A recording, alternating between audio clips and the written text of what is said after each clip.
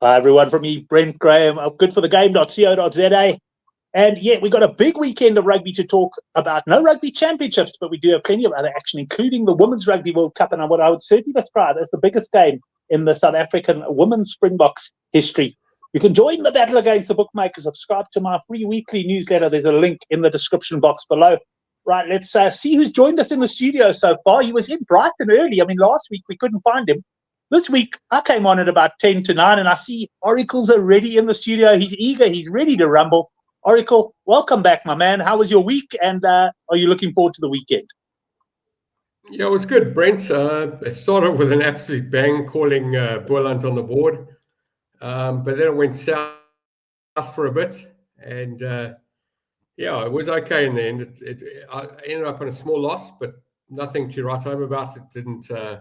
The Wolves are still from the door, so don't worry. None of that. Got the South Africa woman minus. I didn't watch the game. I did want to watch it, and I got a bit... I think I got involved in that Sunday. Grick was smashing of the Bulls. That was crazy. I don't know what the handicap ended up on. Sorry, I think it was a double digit or... No. That was a level game. Yes. Yeah, it was almost a level. Grick was actually... Yeah, Grick was open slight favourites, and then the Bulls were backed into, like I'd say, -2.5. And yeah, as you say, Grick was pulverised them. I mean, on a personal note, I didn't, with my first losing weekend in the Currie Cup, the big turning point for me was that Boerland game where I was on the Pumas and they were leading 22-3. I was on the -6.5. But a Women's World Cup, I really enjoyed that. And the first 7 minuses all arrived. I mixed my bets up a bit, but ultimately, I pretty much had a 100% record. My only loser was actually a punt on the draw, which, as you and I were saying before, you can't really count. But very excited for this weekend, and we've got some points lines made out already, so we will look at that.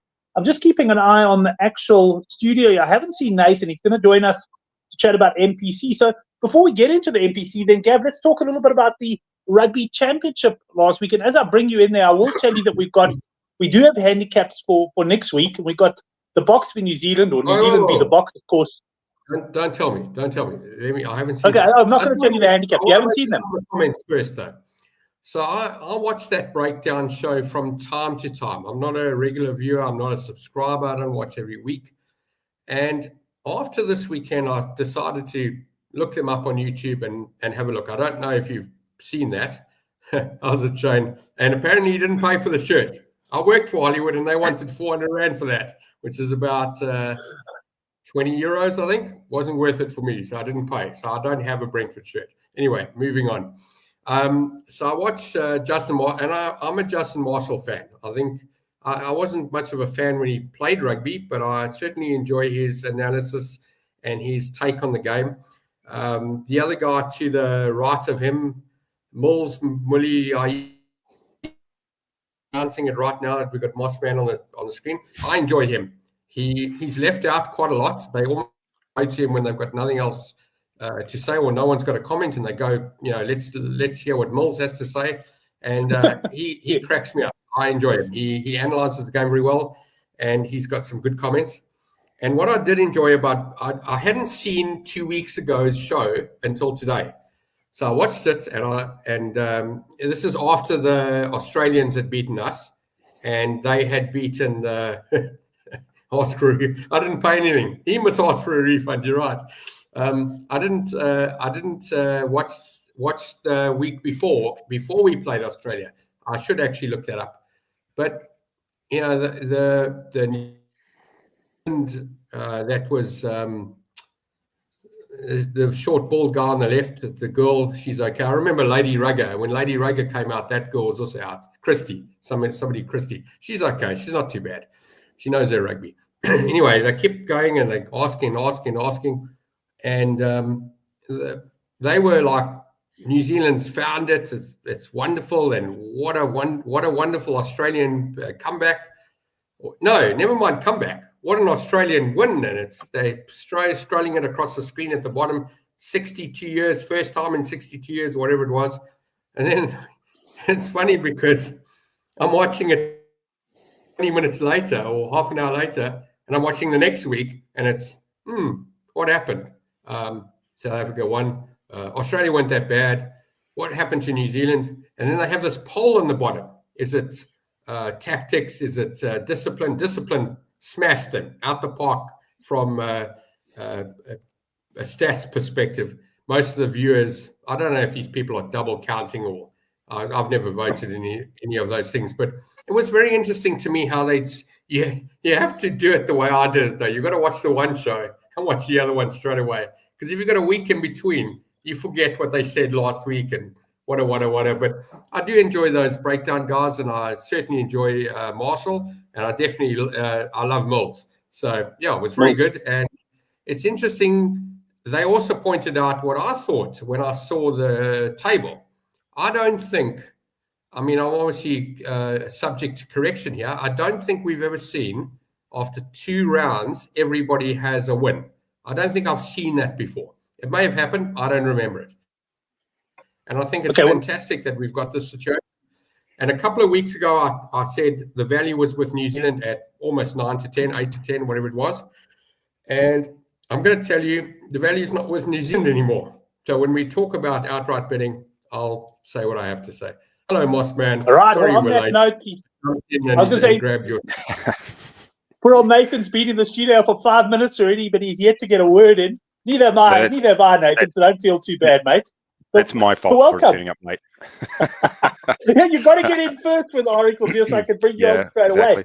But, no, I was actually interested just to listen. It's the first time I've ever heard somebody say that they like Justin Marshall's analysis. So yes. that's a first for me. Missed the part that I said I don't know if I liked him as a player, but I definitely enjoy him as an analyst. I quite like him. I listened to him. He's not too bad. Yeah, anyway, but in general, like I think that show, and I think probably most shows of that kind are pretty rubbish. Like the thing that I'll give you an example of that show where I think it was prior to the World Cup, and they had John Kerwin on, and they were asking everybody for their World Cup 23, who'd be the top 23, and he rolls up and he's got it scribbled on a napkin, his 23, and there were only 22 players on it. And they asked him, like, what are you doing? And he said, like, oh, I was out surfing and I didn't have time. And it's like, mate, you're being paid to come on the show and be a rugby expert, and you didn't have time. You put it on a napkin and you couldn't even count how many players there are. Like, it's just farcical. That's the guy with those thick glasses. I don't believe he surfs. In fact, I'll take any price he doesn't surf. Yeah, he's actually a pretty keen surfer, from what I understand. He spends more time doing that than perhaps what he should be doing, which is his job. Right, well, gents, what I want to suggest is we start off by running through the NPC. So, Nathan, you could take us through that. And then we'll just touch on the Rugby Championship betting ahead of next weekend. And then Oracle can hang in the studio. We'll talk about a Currie Cup and Women's Rugby World Cup. But was there a game this morning, Nathan, in the NPC, or were you looking at all the games coming ahead on the weekend? No, yeah. Excuse me. No Thursday game this week. So that's all still to come. Right. Okay, well, let me make sure I didn't get a chance to delete last week's one. So please just confirm, is that the first game, North Harbour plus 14.5 against Bay of Plenty? It is the first game. Yep. Okay, great. We'll start us off on that one, Nathan. Right. So Harbour have probably been one of the most underperforming teams up to this point in the season, and Bay of Plenty, I think the focus will be quite rightly, I guess, on the fact that they've got a few All Blacks coming back for this game. So there'll be a lot of love for Bay of Plenty. I think maybe what would be missed is that Harbour have been pretty bad to start the season, but the team that they've actually fielded this week is better than the teams that they've fielded in the early part of the season as well. And I think maybe that will get missed. So I suspect there'll probably be more money come for the Bay, and there's probably an opportunity, maybe to get 15.5, 16.5 closer to kickoff. And that would actually interest me, because I think I just don't think Harbour are quite as bad as what it appears. And I think although the Bay have got All Blacks back in the back line, they're missing Arcoy in the forward pack, and to be fair, like they lost to Southland last week, and yeah, I don't think they're quite as good as advertised, and I don't think Harbour are quite as bad. And sometimes in those spots, if you get a big enough number on a home underdog, that's always going to tempt me. Right, so Nathan hoping the line moves out a little bit further. Just welcome to the guys in the live chat. Shane, of course, a big Oracle fan from Ireland. Werner's there as well, Johan. And anyone else, we look forward to your comments. I know it did say there was a bit of a technical issue with some of the comments, so hopefully everyone can comment. Let's move on to the next game. Counties Manukau plus 13.5 against Taranaki. Probably this is another kind of similar one where counties have been underperforming. Taranaki were good, but then sort of stumbled last week and losing the Shield. And there is a few absences for Taranaki, which kind of sort of makes me look the other side as well. And again, it's a big number on a home underdog. I think for Taranaki, I'm not 100% convinced with some of the rotations that they've got that they're quite the team that they would normally be. This might look like a smash spot in ordinary circumstances, but yeah, again, I think for me, right now at the current number, I'm probably leaving it alone. But if I could get a better number on counties, then I think I would. Again, it's very similar to the previous game, but that's the direction that I would look. Leaning towards the 2 home pluses there. Welcome to Ryan Dobby, aka Bookie Basher, joining us in the live chat. Canterbury against Manawatu. I should bring the banner up. Minus 15.5 Canterbury here, Nathan. Yeah, this one's bounced around a little bit. So I've seen sort of numbers up to 17 and then it came back a little bit. This is the one I'm quite torn on, just because if you ask me which of the 2 teams have kind of looked the best or overperformed, it's probably these 2. Like I think Manawatu have looked good. Like produced 2 upsets, obviously one in round 1 against Harbour, last week against We remember Wellington. that one, yeah. yeah, pretty memorable. But even last week against Wellington, that was an impressive performance. They do have a good team this year, and they look kind of the business. But then the flip side is, Canterbury look like sort of champions in waiting almost. Like that's how good they've been so far. I think Brett Cameron, the usual 10 for Manawatu, is out. I think that is a big loss, which would, if he was there, then I might sort of kind of look towards Manawatu. But as it stands, I think this is probably a game I wouldn't get involved in, just because I'm kind of quite high on both teams, and I could see both outcomes. Right. Next game is Northland up against Hawke's Bay, and I'm sorry, I've lost my banner here. Let me bring it up. Northland plus 8.5 against Hawke's Bay. Yeah, so I was actually at the Northland Auckland game last week, and I think I'd said that I thought it was a winnable game for Northland, and it was turned into quite a historic kind of win for them away from home at Eden Park. And there was a little bit of that last week, in the sense of the little brother beating the big brother. Manawatu over Wellington, Northland over Auckland. It's still, these games are still meaningful to the smaller provinces when they're taking on the big boys and the big brother. So yeah, I see. I went to a game. Yeah, I actually went to went to an actual game. Yeah, there was me and about 5 other people there, but it was still good. Yeah. So I took Northland. Excuse me, earlier in the week when it was 10.5. I thought that seemed like just a kind of a erroneous line. It's actually 6.5 in most places, from what I can I'm just tell. looking now on PokerBet has got 6.5. Yeah, so Bet Exchange a bit slow to move there. Yeah, but so I think that 8.5 again is I think a really good price. Like I think this is similar to last week. Northland they're kind of on a high, and again I think they've got a good team this year. Hawke's Bay, in my view, they're not that far removed from the team of last year, who actually just kind of shit the bed at sort of parts of the season. They took sort of 50-point hidings from Taranaki and Waikato at various stages, and I think there was probably a bit of optimism coming into this season, which I'm not sure they've fully justified. So I'm a bit unconvinced by Hawke's Bay in general, and I look at this and I think this game does feel like a kind of a coin flip. I think this is a game that Northland could easily win. Okay, so good value there. I'm going to bring you back at the end. I've just got Bet Exchange open as well. They've still got the 8.5. And I'm going to ask you at the end just for a little treble for me there. I'm just going to put a little bit on it. But I've already chalked that one up because based on your sort of discussions, I'm very much imagining that will be one of your top three. Let's move on to Tasman up against Otago. Here we got Tasman, the home team, minus 13.5. And again, the probably one where I think there's some better numbers kicking around on the Otago side, and I would lean in that direction of sort of Tasman have been a little bit up and down, and I think there's people will kind of look and see that they've got Tava Tavernawe back in, and the back line, talked about it last week. It's an all-star back line. Looks hugely impressive. Not much has changed in terms of the front five. Like I still think they're kind of underpowered in that area. Otago have been good so far this year, and I think with Tasman, I think this season there are times you're just going to be made to look silly because they're just going to run up sort of 50, 60 points if they get the win behind them.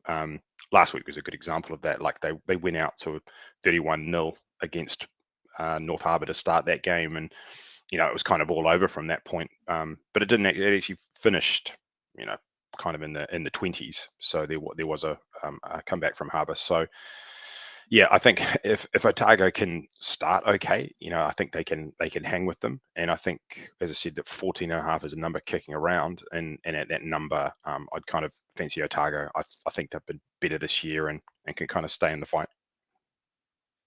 I see Oracle's saying, ask Mossman about outright betting on the NPC. I haven't actually seen any outright betting there, but I imagine from what you've said, Canterbury be strong favourites. I would have thought so. I think I haven't had a look at it, but they would almost certainly they would be favourites. And I think Tasman were favourites to start the season, and they were kind of like favourites. It sounds strange, like on paper, in the sense that they hadn't played a game. People are just looking at the squad and some of those backline stars and assuming that they were going to win. And I'm not sure that's going to prove to be the case, to be honest. Like Tasman were in a way was sort of similar last year, that they were cruising through the first half of the season, and then towards the end kind of fell off a cliff a little bit, and finished with I think it was like a 50 or 60 point loss to Canterbury in a playoff game. So I think when it mattered, they kind of went to pieces a little bit. Undertaker coming in and says he does like Wellington for the title, and he doesn't know what price they are. And that leads us nicely into the next game, because it's Wellington at home against Auckland. And here, Nathan, we've got Wellington minus 9.5. Yeah, I mentioned it last week when backing Northland, that I thought that if you took the Auckland 15-23 and you put a different jersey on them and called them the Barbarians or whatever, last week, you would have made Northland favourites. I think they were the only reason Auckland, in my view, were kind of favourites was because of the name. It was just the fact that they had that the blue and white striped jersey on that had Auckland on it. And I sort of feel the same way about them. I think it's hard to, in my mind, to imagine Auckland as favourites certainly in any away game against any team as they're currently constituted. Like that, they, in my opinion, they're just a bad team. I think they've been, I don't know if it's coaching, but they've been bad for a few years. They're just not good. And they've got Caleb Clark back, which is fine, and Tangitau as well. But at the end of the day, they're wingers. That's not really where they needed the help, in my view. So I think having the All Blacks back for Wellington is obviously a benefit. But I think this has potential for Wellington to run up a score if things go well for them, obviously. But I would definitely lean Wellington here. I'm just unconvinced by Auckland, and as I said, I think they're just trading on their name a little bit. Like if this was Wellington, Southland, for example, it wouldn't be 9.5, and I'm not convinced that Auckland are that much better than Southland. Right, so we're leaning Wellington there. Minus 9.5 takes us to the final game, and this is Waikato minus 14.5 against Southland. And I heard you say Southland actually got a win last week. I haven't said that many times on the show. So minus 14.5, you're the home team. this is kind of rinse and repeat from last week, and that I mentioned that the team that Waikato post up on social media and that makes it into all the rugby websites was wrong, and it was wrong, and the same, in my view anyway, the same things happened this week, and the reason I say that is that it's the exact same 23 that has been posted all over the internet as last week, but we know that 4 All Blacks for Waikato were released, and that I just don't believe that then they're not at least, on the bench, or 1 or 2 of them aren't in the team. So I think for whatever reason, whoever's running the social media for Waikato or whatever is either just, not doing his job, or maybe they're not releasing a team at all. And whoever it is that's releasing these things is just taking the previous week's team and just sticking it out there, and it's making its way all over the internet, because I just don't believe that the Waikato 23 that you're seeing out there is what's going to run out on Saturday. So Nathan, I'm throwing a third option for you. He's a heavy punter and like put false information out there. maybe. Are you running the social media account for Waikato, perhaps? yeah. It's sticking something out there and then just heading off to the TAB to do something for themselves. But it's strange, but and I could be wrong, but this is exactly what happened last week. It was the same 23, copy paste from the week before, and then when the time came for the game to actually be played, that wasn't the team that ran out. And I don't believe it's the same team here. So I think if that's the truth, and Waikato have got those All Blacks back, I think this number would be too short. It is a shield game, but I think there's potential here for kind of Waikato to run up a score with the team that they can potentially put out. So it's one to keep an eye on. I'd say that have a look, because at some point, and I don't, it's almost like I don't know what channel you'd find out, but at some point I think you'll see that this is not the actual proper Waikato team. Henrik, I'm just actually laughing at the comment below, Hendricks, but would have liked a lower minus on Waikato here. Waikato boosted by All Blacks. And Stefan saying fourth option, the guy went surfing with JK. I like that. Yeah, there we go. That's a good one. Yeah. So I'm going to bring Oracle back, but Oracle, before you say a word, I want Nathan to talk me, and I have to say that because otherwise, so I want Nathan just to talk me through a quick treble here. I'm just bringing up my Bet Exchange account. So Nathan, I've already plonked in Hawke's Bay minus 8.5. Is that right? Is that the right one? No, what have I done? Sorry, Hawke's Bay plus 8.5. Sorry. Northland. Northland. I'm trying to see. I hope I got the right. Yeah, the way it's worded here, it looks like I've taken the minus. I better be careful here. They might have. Let me try that again and make sure. So it's Hawks on the plus at 19 to 20. Oh, strange. No, it's bringing up the wrong bet. Okay, let me cancel this plan because I don't want to get the wrong. I don't want to get the wrong bet down. We'll try that one. Try that one next week.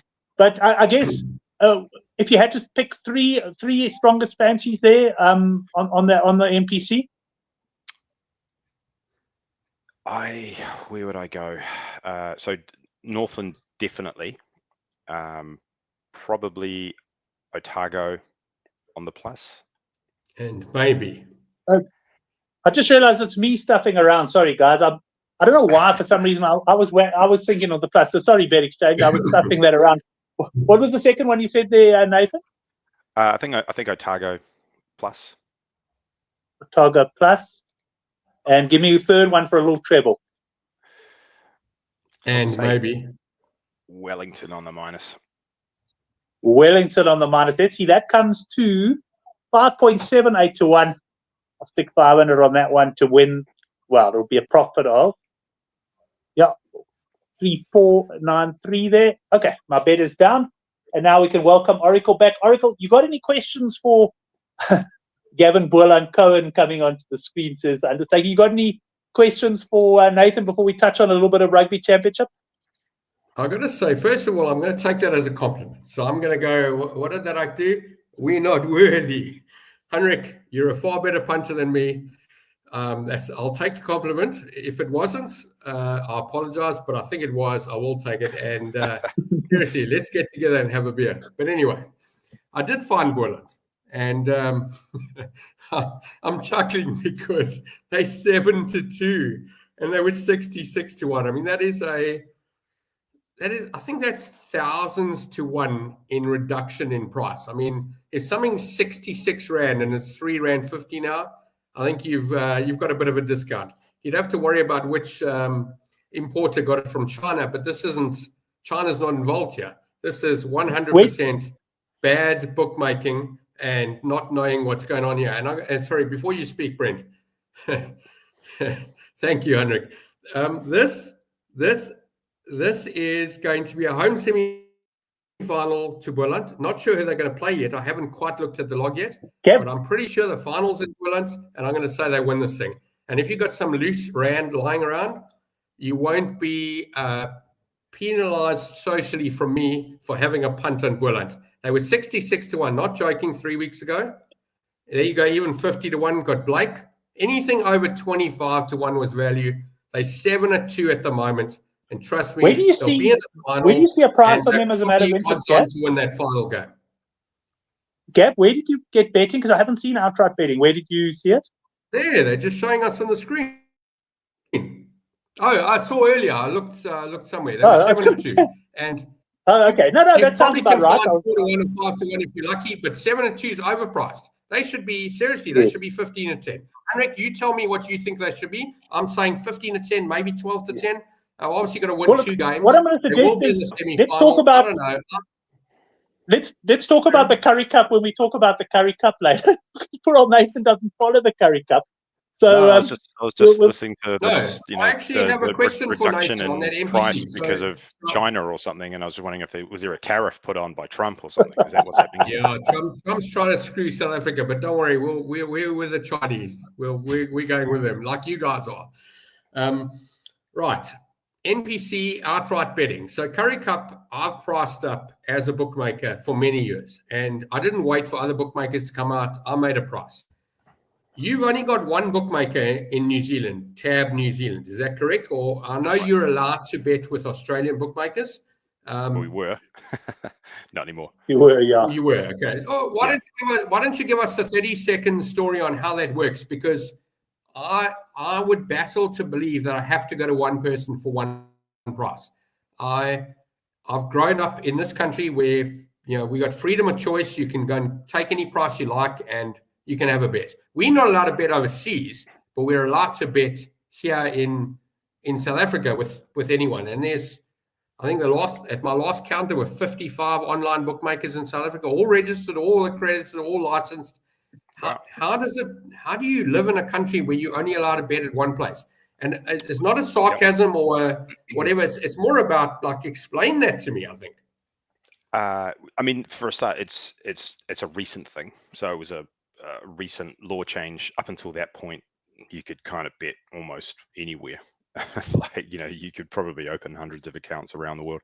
In a way, you actually still can. So what happens with the law change is that it's not what they call a technical block or a geo block.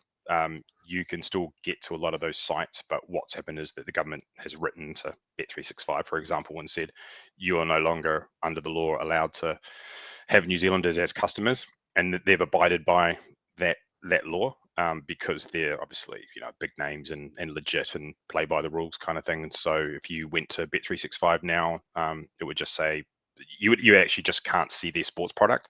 They'll let you play in the casino like any bookmaker. They love you for playing in the casino. So the sports product is kind of removed. Now the thing is that, as you've kind of said, like there's 55 in South Africa, there'd be hundreds, if not thousands, around the world. Like it's a little bit of a game of whack-a-mole to expect a government in a small country like New Zealand to be able to write letters to everybody and have them, actually comply. So the truth is that crypto bookmakers and all these other types, like you could still go and open accounts in those places and play, if you want to. I think they all knew that for any kind of determined bettor, you'd never really be able to completely stop them, and that's effectively what's happened. So it'll stop the casual person who only had a Bet365 account, for example, and they'll come back to the TAB and just bet there because they don't know any better. But that's kind of the current landscape, I guess. So a question then is, can you walk down the high street main road of Auckland and find a bookmaker, or does that not exist? Yeah, no, it Like does. a place where you can have a cash bet. Yeah, 100%. Yeah. So they've got kiosks or terminals in pubs and bars. They do have shops. There's a lot of them. I think there's 500 of them around the country or whatever. So yeah, you can, when you're in the pub and having a few beers, you can roll up in a lot of places and just place a bet. Okay, because the 55 I'm talking about are like actually open in South Africa. They're not foreign. We don't have to go to a .com site or anything else other than .co.za. They're all licensed in South. They all have premises in South Africa. So this is most of them are South African. Right. I mean, there are international bookmakers here, but most of them are South African. And you've got so much choice here. And how many of the 55 actually have bricks and mortar shops or locations or even terminals and pubs and bars or whatever? More than half. Not 30, many, I guess. No, I'd say more than half. Bet exchange. What, half the bookies? Yes, I would say it's fewer shops, but obviously there are a lot of betting shops in South Africa. But I'd say obviously Hollywood, Bet Exchange, World Sports Betting have got a few. BSB, but I don't think most of these online bookmakers that are coming up now, they're not opening a shop. You know what I mean? Like the guys who've got shops are generally established bookies who've been here for years because they started off in the shops and they've grown their business. But if I look at all and there's some I don't even know the names. There are a few that every week. No internet sites.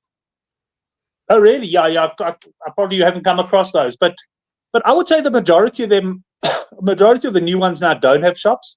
But I could be wrong. It's just not something I know too much about. But I mean, certainly like Bet Exchange and those companies still have got a lot of shops, and I think some companies like Bet Exchange, their shop operation might actually be bigger than their website. I mean, once again, it could be wrong, but it's possible, I guess. Right. And so Hollywood Bet was one of those places, which is where Oracle we used to work.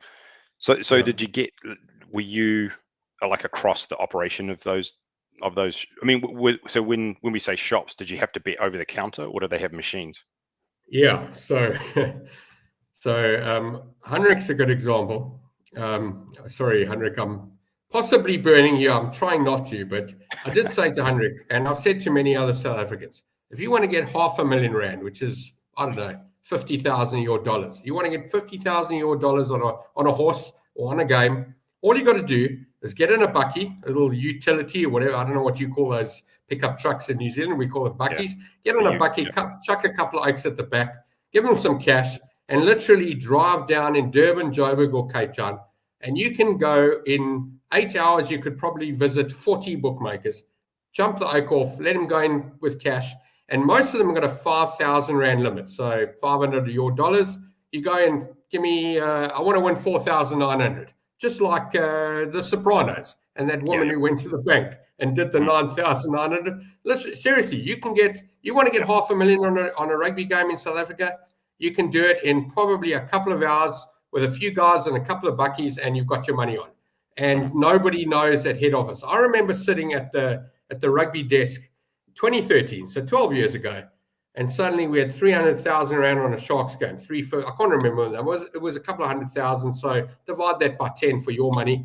And what these guys had done is they hit me in about 8 minutes. They'd got on in like 50 branches around the country at the same time, within a few minutes of each other. And suddenly I was standing a team for 350, 400. I can't remember how much it was. I can't even remember if we lost to one. But the point is, if you want to get money on a horse or a rugby team in South Africa, you can get it on, because you can get in a car or a bucky, drop a few people off with cash. Cash is very prominent here. We're still in Africa. Cash is, in fact, you get a lot of places that say no cards, cash only. I'm starting to see more card-only places. Like Hendrik's just said, now it's difficult with, I've been to shops, exactly. Shops are great. My one friend loves the one in Stellenbosch. What's it called? I can't remember the name, but he goes and there's a hungry lion next door, he has something to eat, and he goes and he takes his cash bets on PSL. But yeah, the street punters are taking cash bets, and they're actually paying car guards to do it. So that's a guy outside who's looking after the cars. Give him the money. So if they recognize your face, send the car guard in. He takes the bet, give him a cut, and off you go. So if you do want to win money, very easy, not hard. Yep. Cool. Yeah, gotcha. Makes sense to me. I got another question for you actually. Oh, sorry, Brent. No, No, go for it, go for you're it. on. Throw them. What Happy to about take it. so on the bookmaker side, multis or accumulators or parlays, whatever you want to call them, like as a way to like disguise kind of action? Like, is it something that does that like work? I guess, like in the sense that would you see like a like a big round robin? You know what a round robin multi is, where you No, bet. I know what a round So robin is in tennis. When I was 9 years old, I had to beat everybody to get to the semi-finals. yeah, so like a round robin is where you might have X number of legs in your parlay, but you're betting all the doubles. So it's every Oh, combination okay. All of right. two. So You can do what it do in we every call those combination of things? three, Canadians, Yankees, that kind of thing. that kind of thing. Like, yeah, Right. yeah. Okay. So I'll tell you what the clever punters in South Africa do. Yeah. They'll line up a horse, right? They'll find a horse at 8-1 or 10-1. They'll take their bet. And a lot of them have got an online limit, and they've also got a phone call limit. So they could maybe win 10 grand on the online, and then they'll phone up and they get another 10 grand because the bookmaker's not standing that horse for too much. So I'll give them another 10. This is to win 10. So now they're winning 20, which is 2,000 in your money. Just divide by 10. I know it's not exactly the handicap, but that gives you an idea. Yep. So you're winning 20,000 now, and then you go take a double with New Zealand to be Papua New Guinea in the sevens at 1 to 50. Paying 101 or something. Yeah. Right. Because it's a double, you can now win 50. So now they're taking the same horse at whatever, 5-1 onto this ridiculous 1 to 50, 1 to 33, 1 to 25, whatever it is, and they get another 50. And they'll stick the money on. And they'll have like 6 or 7 of these things. And then they'll go find a treble, and they'll go find Nadal to beat some dude in the first round in his tennis match on Monday or Tuesday, and they'll do it again. And I saw Oak win 200, so 20,000 of your money for something like, I don't know, like 40. I think you got 5-1, about a 2-1 horse, or 2-1 horse wins by 4 lengths, and all the other ridiculous pricings arrive, and Oak cleans up. So yes, they are very sneaky. And then you get them who they'll put bets on their friends' accounts. Now, they won't go the same value. So if the guy's taken 10,000 or 5,000, he's taken 2-1. He'll get his friend to take 2,000 to 1,000. And he'll get another 5 oaks to take 2,000, 1,000. And he'll just lump them up. And when you link all these accounts together, the Oaks won R250,000 on a 5-1 horse. And the horse was never not going to win. Like, they knew everything about that. He loses a couple of bets along the way on some arbitrary stuff that doesn't win. But that's what they do. And if they want cash, they drive around with a bucky with bags of cash, and they actually go to shops and they do it. Yeah. And that's and you sort of mentioned there, like linking counts together, and it just made me wonder about. I mean, I think it would depend on the bookmaker and how sophisticated their risk management systems are. Whether they've got algorithms that are looking at stuff like where they see multiple bets on the same thing across different accounts, and whether that is suspicious, or like how close those things would have to be together for that to potentially flag. Like, if something was on the same side but like 30 minutes apart, like, would it be like, oh, actually that looks kind of normal, versus something which was like 5 bets on the same thing within the space of 30 seconds, if you know what I mean? Yes. And I'll tell you, I've met people that buy accounts. So they'll go to a braai, a barbecue, bar, whatever.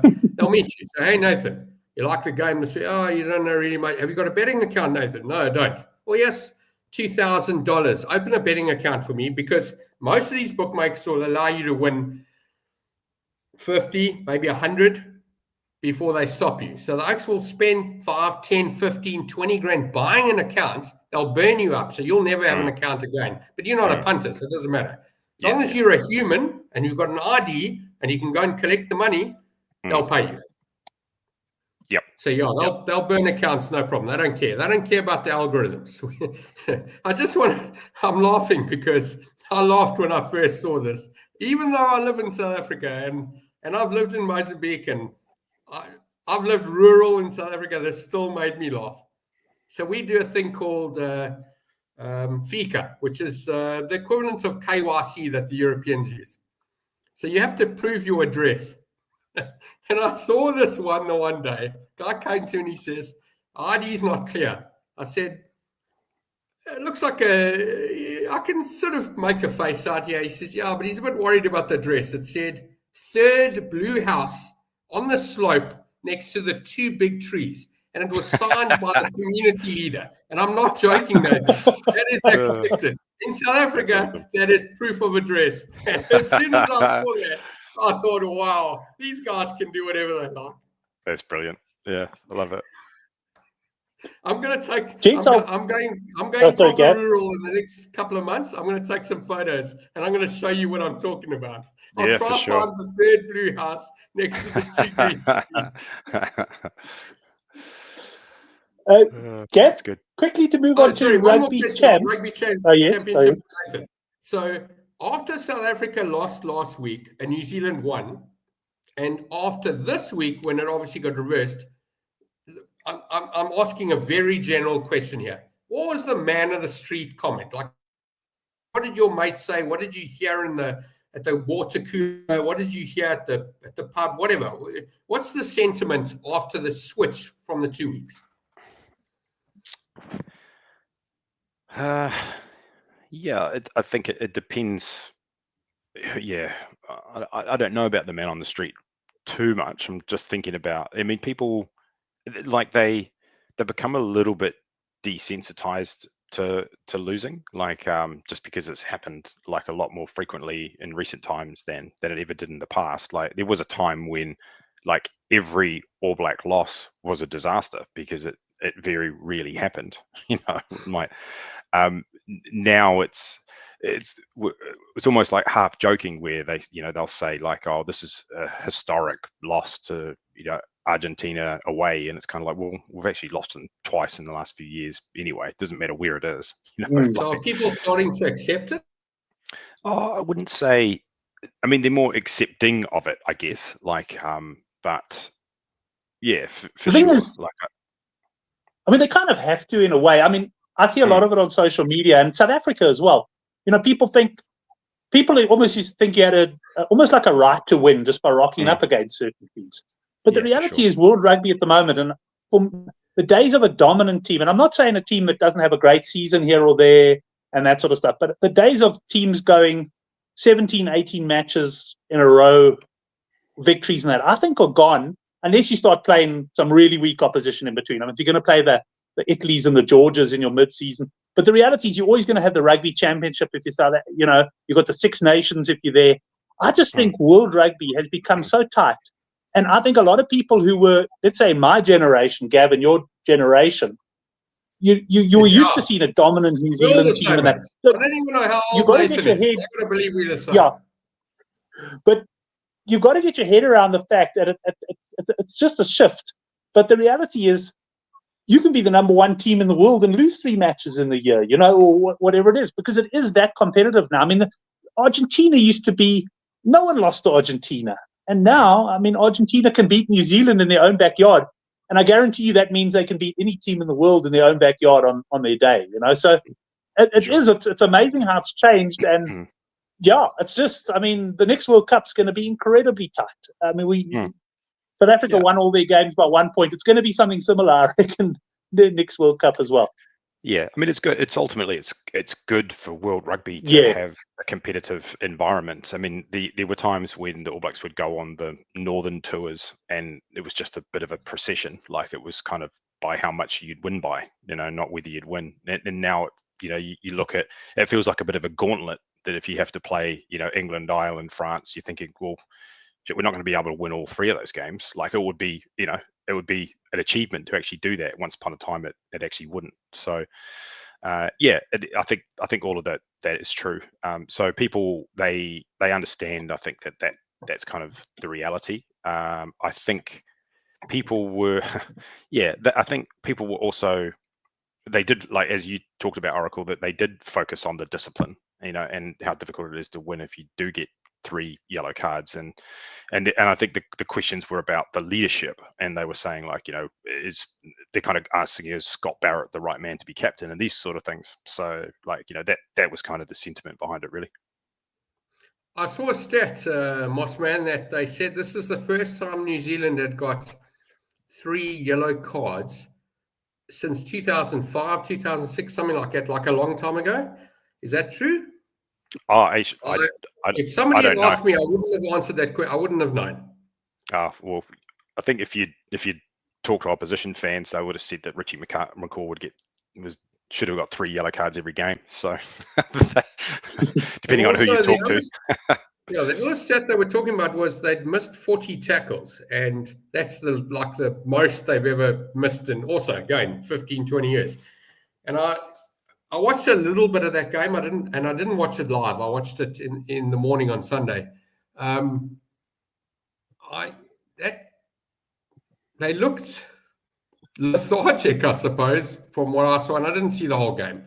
Maybe I just saw the bad parts, and everyone's talking about South Africa coming over to Eden Park, and I heard the local radio station here in Cape Town played a clip of the South Africans arriving at the airport, and apparently they had vuvuzelas and they were going ballistic, and I thought to myself, these oaks were very quiet 5 years ago or 6 years ago, and they've got their voice now, so it should be quite interesting.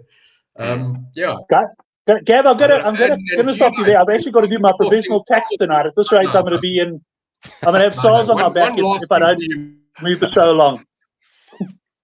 All right, one last question. What are the tickets cost to watch this game next week at Eden Park? I don't know for sure, but my guess would be it's probably 300 New Zealand dollars, round about that. I'll watch it on TV. $3,000, similar price to South Africa. But gents, we'll leave the Rugby Championship for next week because I do want to get through, and I do have to do my tax returns and that tonight. So I'm not going to actually be compliant. I do leave it to the last day, of course. But I spent the whole morning doing my VAT return today. I spent 3 hours doing it. It's done already. That's why I'm ready to talk. You're ready to talk. And so, Nathan, just from your side, though, you're not following the Women's Rugby World Cup at all, eh? I remember you were. No, not. As I said, probably when it gets down to the playoff side, I will. I think lots of value, Nathan. Lots of value. Oh, look, probably, but it's just fair enough. It's about anything. It's about where having the time where you want to put the focus in, that kind of thing. So. No, that's it. I'm enjoying it just because it's fresh and new. And so the reason I mentioned that is Roy actually asked, and he's in New Zealand from what I can gather. And he said, "Why won't we talk about it?" Well, Roy, we are going to talk about it. Roy. We just got a bit sidetracked there. But Nathan, then I'm going to call it a night. Sorry, Gav? We got stuck on a tangent. Yeah, which is good. I mean, those are the best parts of the show where you end up having the unplanned discussions. Yeah, it's always good. I like the tangents. They're probably my favorite part. Yeah. So. But we'll Gav, you and I'll talk about Rugby Cricket World Cup, Women's Rugby World Cup, and Currie Cup in just a second.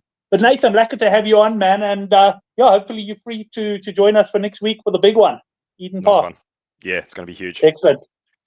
Thanks, man. Thanks to Nathan. Thanks, guys. See ya. For coming in, and I'm just laughing.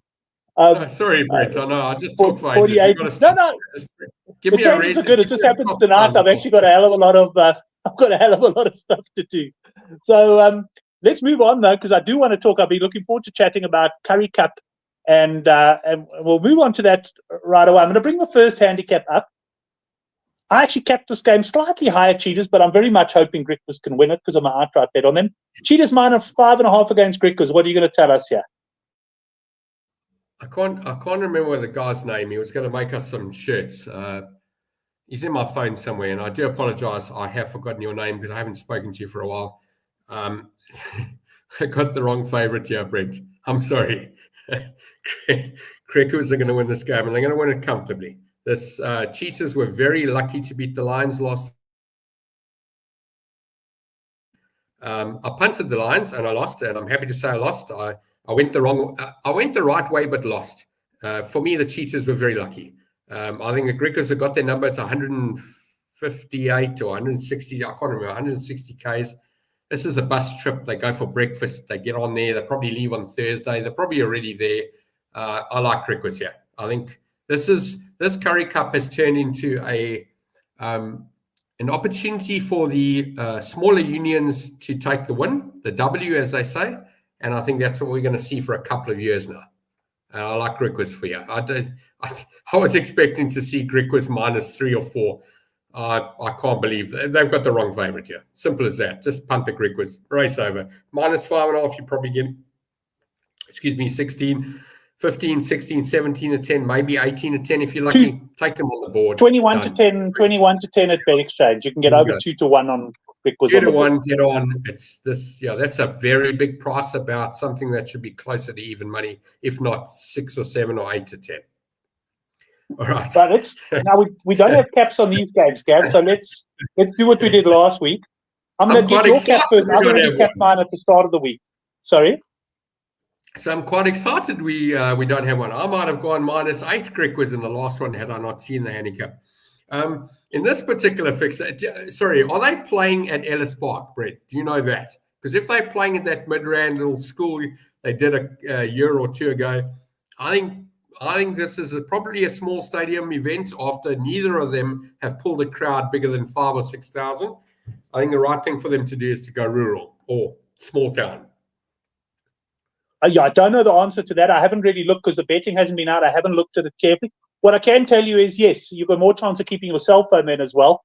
I know of 3 people who were in a group of 20 that all had their phones taken from them at Ellis Park 2 weeks ago. And I've heard subsequently many more. There's a syndicate working there. So I don't want to get off on a tangent now at the stage of the show, but I'm not sure whether assume that they're playing at Ellis Park. Gavin, assume they're playing at Ellis Park for the handicap. Were you saying theft or security took the phones? No, theft. Well, they were either snatched out of their pockets, pickpocketed, or actually just ripped out of their hands. A lot of people. One guy was even tackled on his way to the bathroom, and his phone was taken. So yeah, pretty hectic stuff coming out there. But let's get handicap Lions v Bulls. How would you cap this game? -5 Lions. Let's quickly have a look how I capped it. I said, actually, funny enough, I was more bullish on the Lions. I said -10.5 Lions here. So, I'm just looking. Ryan says Griquas are -1 at 5 to 2. Oh, you can get Griquas -1 at 5 to 2 at WSB. Stefan, you and I exactly the same. Hold on. Let me send a message to Ryan. Stop talking to us, Ryan. Get on. Before they take it away. Stefan capped the game -10.5, exactly the same as me. We were talking about the Bulls game now. And then the impact of coaching. I mean, I must say, yeah, quite a surprise move there. I haven't really looked at the details of cash coming back in for the Lions. And Gav, so you would go 5.5. I got 10.5 there. So let me ask you this: if they price -10.5 Lions, would you back the Bulls plus, or would you have a no bet? No, I'm a Lions minus punter, and I was just going to say it's interesting. I really do try, and I know if Henrik's still watching, he'll smile at me because he knows I've gone against the Lions a couple of times, not many, but I have, and I'm probably a little bit biased with regards to them, especially when they're a minus team. They might be -15, and I'm thinking they're going -12, but I'm still a -15 punter. So because it's funny here. Yes, I'm a fan, and I wear the shirt on a Saturday, but the reality is, I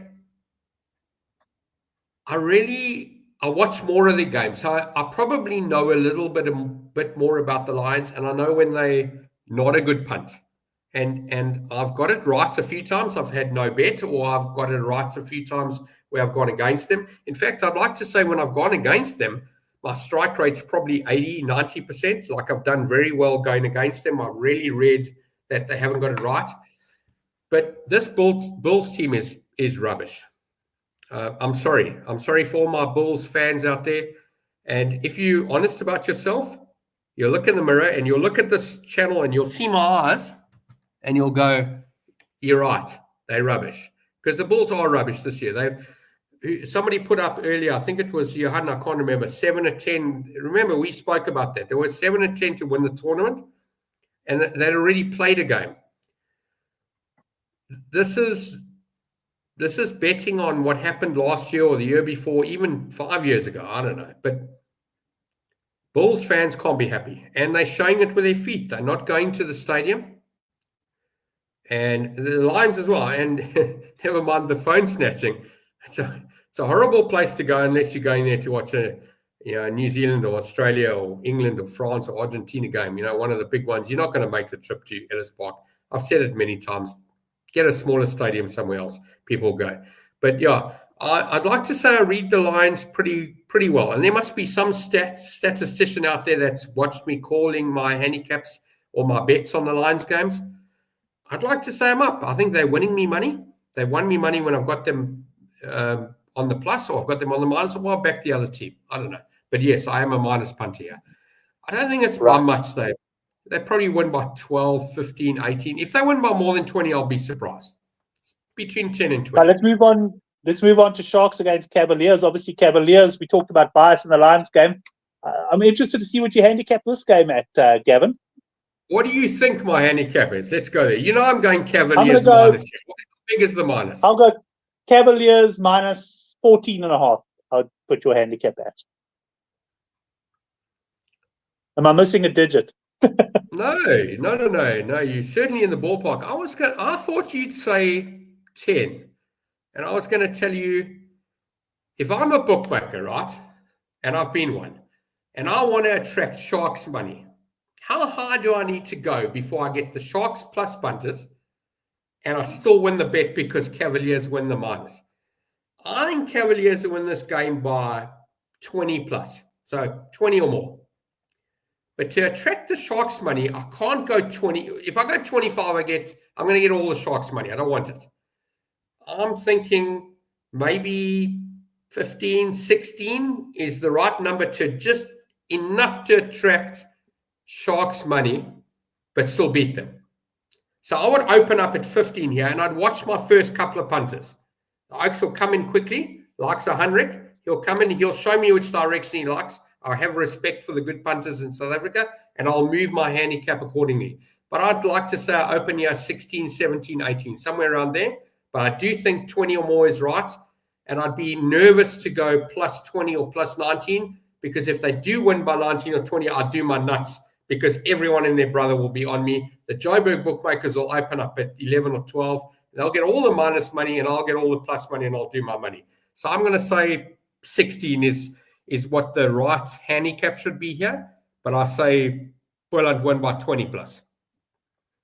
Johan says minus 8.5. Funny enough, I went minus 5.5 Cavaliers. Yes, I did make them favourites, but I think there will be a point here with this. Boland, they played brilliantly, but at some point I think they're going to slip, and it might be up against the Sharks. But Johan says bookmakers always overestimate the Sharks. I could see Gavin shaking his head there. Right, let's move on to the and Western Province. Oh, sorry. Why have I put a handicap in there? Is that okay? So I've kind of given away what my handicap was there. Gav, Province against Pumas. Province at home. You got the plus and you put the wrong symbol there. Pumas minus. No, I do have. I've got Western Province plus 8.5. Yeah, Pumas minus 8.5. You got the wrong. Yeah. You got the wrong. What's that thing called? The symbol. Symbol's wrong. That's right. That's a plus. No. Look. No, I'm saying Western minus. Province plus 8.5 versus the Pumas. Oh yeah. Sorry. Wow. There we go. You're 100% right. I'm a minus punter here. Okay, yeah, I'm going. But I'm at 8.5. I'm a minus punter. Pumas will smash this team. This is rubbish. I mean, I lost money on that Sharks Province game last week. In the show last week, I said I wouldn't have a bet. I watched a couple of minutes and I thought, geez, Western Province surely win this game. I don't know what I saw in the first few minutes, but I'd done my money. Sharks won the game comfortably. Well, rubbish versus rubbish, and Sharks won. And there was a decent crowd, Brent. My gosh. They must have been paid or bussed in. I don't know what it was, but that was crazy. I'm a Pumas punter here. Pumas punter here, properly. Right, let's move on to the Women's Rugby World Cup. And let me actually just share my screen here. I'm on PokerBet at the moment. You probably won't be able to make out too much now. But I tell you what, Gav, should I read through the games and you tell me, you stop me if you like something, and I'll also stop if I like something? Yeah, you start, Brent. Let me just get it up on my screen as well so I can read with you. Okay. I would make it bigger, but then I lose the points lines here on PokerBet. No, that's fine. But anyway, let's talk about the first game. I'm just getting up. Canada up against Wales. Wales lost by 30 points to Scotland in their opener. Canada were too strong for Fiji, winning comfortably there. Was beating the minus. This cap has moved from minus 42.5 to minus 45.5. I don't know. For me, Wales just a very poor side. For me, this is a minus or no bet.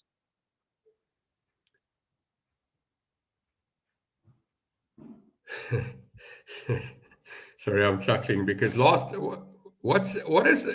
every week you need to tell us the situation on the bet you and I have got. You got 600 to 500, England, New Zealand final. Is that right? No, I took even money. Even money. No, 12 to 600. It's 100 rand. It's a couple of years. No problem. It's not the final. England have got to beat New Zealand in the final. Oh, that's you're not even predicting the final. You're predicting the result. Yeah, England won't lose this tournament. I can tell you now. It's race over. Pay the punter. All right. England You will just not elevated yourself from 600 to 650. I don't want to have 500 anymore. You're on 650 now. I'm so impressed. This is great. As a bookmaker in this situation, I'm loving it. Right. So before we go any further, sell us this bet and what price is it legitimately right now this week? Let's talk about this bet before we even talk about other games. So England and New Zealand, how'd they go this week, in your opinion? Are they still looking like the first two and England are winning, or have you changed? I'm worried about, after this past weekend, I'd have to say that I'm a little nervous about New Zealand.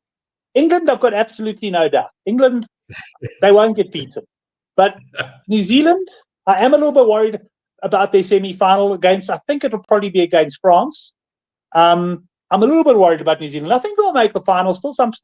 But I've got, to me, England, even the 1 to 3 or whatever they are, let's have a look here if we can find some. I'm going to pull up some betting now. We can have a quick look. So England are 1 to 3, New Zealand 33 to 10. Let's see if they've got the forecast. Oh, they do. But for some reason, check at this. I can't scroll on Bet Exchange side. I have to. You're not going to be able to read this. I'm going to have to go smaller. I'll tell you what price the straight forecast is now. It's 8 to 10, shortened. Would you like England, some New more Zealand shortened? Hey? Would you like some more even money? No, I actually don't want more because I am worried about New Zealand. Genuine, I'm worried about New Zealand. I'll take even money England to win. No, not yet. Let's talk what that is. All right. No, the reason why I was chuckling in the beginning is I like Canada here. And yeah, if I have to say I've watched the most of one team in the last year, women's rugby, I've watched a lot more Canada than anyone else. And they caught my eye. They seem to be quite organized, and I'm impressed. It's even more interesting that they're better than America. And I don't know if you saw the men's result, Canada and America last week or the week before. But Canada beat them for the first time in a couple of years. Because Canada had lost quite a few and they didn't make the last World Cup. So, yeah, the women, this is amazing. I mean, I'm impressed that, yes, it's a Commonwealth country or an English-speaking country, but I'm still impressed. They're not anywhere in the men's league. And, yeah, I'm a Canadian women's punter at this point, or a fan for that matter, if lack of anything. Last week I spoke about Fiji and Samoa, and I can't remember exactly what I said, but I'm a minus punter here. Minus 45 for me. The next game is the Scotland-Fiji game. Is that 36? Yes. Is that what I'm saying? Minus 35.5 Scotland. They got beat, if I remember correctly, and I'm not looking at the result. I'm going to try and find it now. But the Fijians got beaten by more than that in the last game, if I remember correctly. But it was Canada. They played Canada in the last game, eh? So they were beaten something like 62-7. The minus arrived, is what I'm saying. It was a minus. The minus arrived. Yeah, that's right. You said 6 out of 7 minuses arrived. Sorry. 7 out of 8. 7 out of 8. Only the New Zealand minus didn't arrive. The last game. It was 7 out of 7, and then New Zealand. But Scotland, yeah, they were like minus, I think, 8.5 against Wales. They won by 30, and Fiji lost badly. But bear in mind, and World Cups work this way, that Fiji will have known Canada were going to hammer them going into that game. Fiji would have targeted probably the Wales game, which will be their final game. But Fiji will fancy their chances here of putting up a decent show against Scotland as opposed to Canada. So I'll tell you straight up, I like Fiji on the plus here. I think they beat this handicap of 35.5. Right, give me a second and I'll give you a bet. Hold on a moment. Just want to see one more thing here. Fiji, Scotland, 4:45. That's our time. This is in England, right? Yes, this is England, yeah. But That's 4:45 on 3. Saturday. 4:45 our time, yes. But their time's 3:45. England 17. Didn't you write that on a napkin before the show? No, I'm gonna go Fiji plus here. Right, what's our bet? Let's have a bet here. Small one. 200, I like 300. Fiji plus. I just said it, but I like Fiji plus. What? Oh, sorry, that's right. Yeah, I like Fiji. No. Yeah, I'm going Canada. Okay, so you Canada in the first. I also like Canada. We both like Fiji. So far we're aligned in the first two games. Third game. This is a massive handicap, one of the biggest I've ever seen probably in World Cup history. I did say that bookies would struggle to price this game. It was the last handicap to come out. 85.5, England minus 85.5 against Samoa. Right. I do apologise, Brent. I got the two games mixed up. I am a Scotland minus punter here. Oh, I'm okay. going against. I don't like Fiji. I liked them last week. Right. I don't like them. I'm interested in a bet. Okay. Well, the headline's 35.5. We could say 35. Done. How much? This guy, usual 500. Right. You're on. And we're probably getting involved in the next one. 80. I'm not sure about the next one. 85.5, England, Samoa. You might remember, Brent, we didn't have a show at the time, but we spoke quite a lot. In fact, I'm going to remember the evening. I'm at a show or an expo at Northgate with Jeremy Marshall, working at Marshall's 2007. At the time, the Cricket World Cup was on, the first T20 Cricket World Cup and the Rugby World Cup. And we had a little corner stand. We had rugby on the one and cricket on the other. And that Friday night, South Africa beat England 36-0. You remember that game? It was a Friday night. And Jeremy and the World Cup. Yes, it was the first. It was an open game of the World Cup for us. Yeah, Jeremy and I were the only ones in the pub who weren't cheering because we were standing South Africa. The whole country, every punt had gone on the minus. I think we done close to 200 grand that night. It was like big money. And the one I came and sat at the table and he like banged his glass up against Jeremy's, hey, South Africa, the box or whatever. And Jeremy, he was so cross, because he'd done all this money on this game and we'd only signed up a few punters earlier in the day. And then I said to him, Namibia are playing France. Now, it wasn't that night. It was either Saturday or the Sunday. It was the same weekend. Handicap was 81 or 79 or 80. It was around about 80. Yeah, I'm going to ask you to fast forward the story a bit because I really do have to do my taxes tonight. No. You said to me, what do you think? And I said, my words were, if the handicap is 80, you go plus. Doesn't matter. Doesn't matter who it is. You go plus. Because you've now moved into time bet. This is a bet against time. And you might remember in that same tournament, Portugal held the ball for about 8 or 10 minutes and scored a try against New Zealand. They were minus 20. And I think they won by 96 or 86 or whatever. And it was that 10 minutes with the ball. So I'm going to tell you, as much as Samoa can be crap, I'm on the plus at this number. I'm a plus punter only because of the number and time. Nothing else to do with anything. Yeah, I'm not going to argue with you there. I'm probably not going to have a bet on this game. Samoa terrible, but at the end of the day, and Stefan makes the point. Last week New Zealand, they played the last 20 minutes with 13 players, so they knew the game was won. And I think you've got to watch out at this stage. A team like England, they know they're into the quarters already. How focused will they be? if I had to have a bet on this, I would also take it for the exact same reason you say. I would take a plus bet on that. This is an interesting game, Gavin. We might have a bet coming up in this game. USA Australia. USA plus 14.5 against the Wallaroos. I'm an American punter here. We are aligned. I think America could win the game. 5-1. I think America can win. Based on what I saw last week, which sounds strange because they were hammered by England, but they fought hard against England for a long time. I was impressed with their defense. Australia played obviously a much weaker team. I think I'm definitely on the 14.5, and I think USA can win the game. Stefan though reckons Wallaroos on the minus. Stefan, do you want a 500 Rand bet with Gavin? No, I'm only kidding. Gav, so we aligned on that one. Anything to add on that game before we move on? Alignment is good. Oh, I do want to say one thing.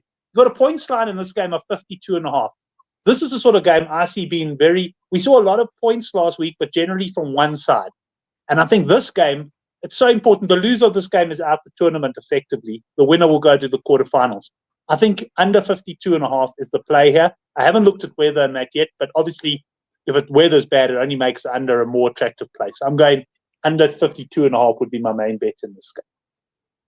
I think the bookmakers will take a bit of time to get this right. And I think as much as I'm an unders punter most of the time, because I've always had a bigger price as a bookmaker going over, statistically, people favor the positive bet, but that's a conversation for another day. I think it takes a few days before they get this right, and then the unders come into play once their algorithms and their systems have picked up all the results. But yes, I'm not a points punter unless it looks bad, and this looks like it's close enough. Ireland, Spain. This game, I'll tell you straight up, I think the handicap's about right, minus 33.5. I'm probably not going to have a bet on the handicap in this game.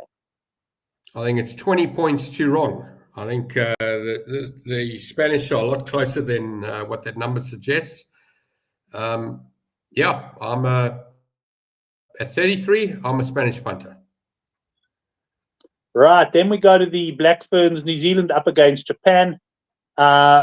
Japan, of course, played against Ireland last week. Ireland did beat the handicap, but Japan gave them a little bit to think about. Minus 53.5 here, New Zealand against the Japanese. 53. Yeah.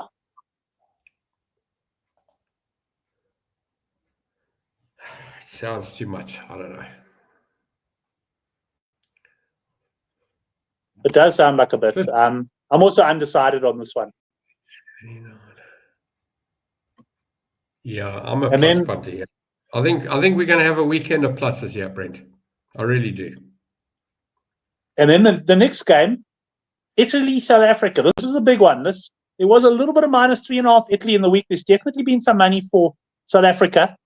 Italy, I was impressed with their defense against France. They lost 24-0, but France are a brilliant side, and Italy defended very well. South Africa looked a bit scratchy early on to me against Brazil, but they came out and did the business. I've been eyeing out this game since the start of the World Cup, since 3 months before the World Cup. But I was hoping for a plus 6.5, plus 7.5 South Africa. Gavin, I think South Africa can beat the Italians and book their spot in the quarters. All right, so let me ask you a quick question here, Brent. I know you're about to go. When you say you were hoping for plus 6, you were hoping for a handicap bet, or are you hoping for a 15 or 18 to 10 board price? Because I'm going to tell you, actually looking for over even money here. Take it. Yeah, I was looking for a board price on this one. Yeah, I'm going to back South Africa to win. No, I have seen points line on this game. Points line is 48.5. I saw that at PokerBet. I think it's an unders play here. I think this game is going to be dominated by defense, and I'm not expecting a lot of points in this game.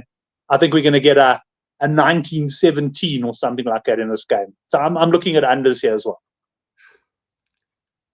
I can agree. I won't have a bet on that. I can agree, but I will say that South Africa value at anything over 6 to 10 here. South Africa probably favourites minus 2 or 3 for me. And I think this is, they got the wrong favourite. And it's only because it's European money. We've seen this before in many sporting events. For us South Africans, this is value. You're getting South Africa to beat a team. They will beat them I don't see any other. I think we got a 90% chance of winning this game, not a 43% chance or 40% chance or whatever the betting says. We have a much bigger. What you've got to realize about South African rugby, if you haven't followed it with women, we're spending money on it. We are improving facilities. In some time in the future, not too long away, we will be in the top 5 and we'll be competing for World Cups. This is Agreed. we're on I the think ground the next at the World moment. Cup we can get there. We're getting there. Sorry? This World Cup, no, I agree with you. I said it after the last World Cup. I said we're gonna just be improving all the time, and this World Cup's probably come 2 or 3 years too soon for us to properly compete with the France and that of the world. But I agree with you. Look, Italy are no mugs, but I think we could beat them as well. I think we beat the Italians. Yeah. Let's move on to the final game. France minus 75.5 against Brazil. I mean, I don't know all the ladies playing and that, but things like team, I could well see France sticking out their second team here, but their second team should still give Brazil a bit of a carrot, and Brazil will probably stick out their second team against France because they'll rather save their team maybe for the Italians or something like that. 75.5, Gavin, it's big. Is it big enough? Brent, last week we had this discussion on this game, and I said to you, go to FlashScore and go and have a look at the previous games that Brazil had played. And there were two of them. They played the New Zealand, Netherlands. Guess what? If you go there today, there's 3 games. They played South Africa as well. I can tell you they have played more. They have played more games than that, Gav, which it doesn't show up on FlashScore. And that I dug it a little bit deeper, but not a lot more. If they played 15 tests or something, 8 of them have been against Colombia because they qualified by beating Colombia. So they haven't played tests against top-tier nations. So that you're spot on. They played a little bit, but your point is 100% correct. This is totally new to them, and I mean, they were absolutely bludgeoned by South Africa. So what are France going to do to them? I think what you're going to see here is that they're tired. I think that this could be 90, 100. I don't know. And next week they'll come up with Italy minus, 60, and they'll win by 120. I think it's going to get worse for them. I think it'll make the South African result of 66-6 look bad, but the reality is that's actually the best result of what you're going to see. Because, yes, I would take minus 74. It's below my 80 line, so I'm allowed to have a bet on my rules, and I'm a minus punter, and I think this can be close to 100. And I think next week will be worse. This is a fitness factor that I'm going into here. I'm going to call the show at that point and ask you, sum up. I mean, we've spoken about a lot of rugby, so might be difficult to think, but what are your sort of strongest fancies for the weekend? Brilliant. What's the bet I've already forgotten what we had our bet on. What do we have our bet on? We're on the Scotland game. Scotland-Fiji. I've got Fiji plus 35. You've got the minus. Okay. You reckon Boerland best bet? Obviously, you haven't seen a handicap, so it's a bit tough to call him a best bet yet. No, it's the best bet. But and more importantly, for those who haven't got the 66-1 and 50-1, go take the 7-2. And I'm chuckling because it's value. Get on, because they should be close to even money. They will win the league. They will be at home for the semi-final. I'm sorry. This is ridiculous. 7-2 about a team that's already in the semi-finals and probably is an even money chance to win. I don't know. Go back them. It's value. Johan Esterhuizen's treble, and Johan normally gives us about 9 to 10 trebles. So in other words, around 11 to 2, 6 to 1. He's sticking his neck out there. Griquas win. He's got a 12 to 1 treble here. Northland plus 8.5. Griquas win. South Africa win. Obviously, the women's, I've suddenly thought, hey, what's he talking about, at 12 to 1. So thanks for that, Jan. Thanks to all the guys in the live chat, including Roy Brown, who joined us from New Zealand. Clearly not happy with New Zealand authorities and the banning of all the bookmakers over there. And then, of course, to the Oracle. Oracle, I assume it's off to bed for you now and a half day tomorrow before a relaxing afternoon. I had a half day today, actually. I'm having a full day tomorrow. I've got my walk-in appointment at SARS office because the guy who sold me the business has got his accountant's name all over it, and I've got to go there to clear everything up. So I'm going to be at SARS for a while. Then I'm going to have a few beers at a mate's place in Kenilworth. So, yeah, sort of a half a day tomorrow. I do have a couple of customers to see in the morning. But, yeah, loving my job, loving my new life, and, smile on my face, very happy. And then I'll be back. Well, I was excited and disappointed at the same time that tomorrow's game is at 5 o'clock. I was enjoying those 3 o'clock Friday games. It would motivate me to get home earlier. I kind of agree with you, although tomorrow I've got one of those days where I wouldn't have made the 3 o'clock game, so I'm quite pleased. But I hear you. I hear you there 100%. But thanks, everyone, for joining us on the handicap. We'll be back next week at 9 o'clock on Thursday. And, of course, we'll have the massive Eden Park clash to talk about, not to mention Australia against Argentina, which should be a cracker. Thanks, everyone.